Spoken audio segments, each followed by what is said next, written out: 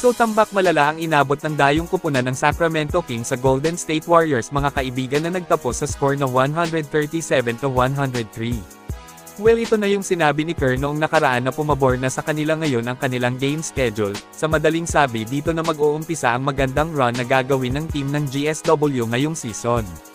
Matapos manalo kontra Sacramento Kings ay kasalukuyang hawak na po ng Warriors ngayon ang 21-18 win-loss record kumakalahati na ang tinakbo ng Dubs sa regular season. Kampante si Kerr na masisiguro nila ang pagpasok ng playoffs this season dahil sa nagiging mas konektado na talaga sila ngayon sa kanilang opensa at depensa. Ibang klaseng mga kombinasyon sa lineup na ang ipinapakita ni Steve Kerr, masasabing tapos na ang pag-eeksperimento nito sa rotation, mukhang nahanap na ni Kerr ang saktong timpla. Sa play na ito mga kaibigan, makikita po natin ang kahanga-hanga na tibay ng depensa ng Warriors.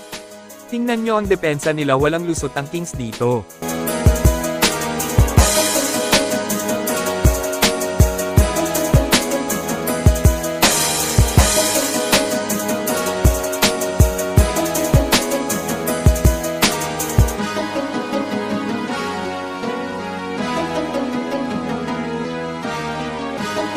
Ito pa mga kaibigan, sobrang tibay ng depensa nila, konektado sa mga switch, pero mas bumilib ako dito kay Will Richard kung papaano niya pinigilan si DeMar DeRozan.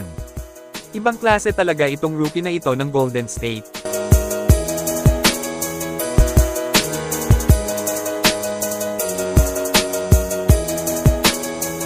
Sa opensa naman napakagandang tingnan, maayos yung ikot ng bola kaya pumopulaps ang depensa ng kalaban.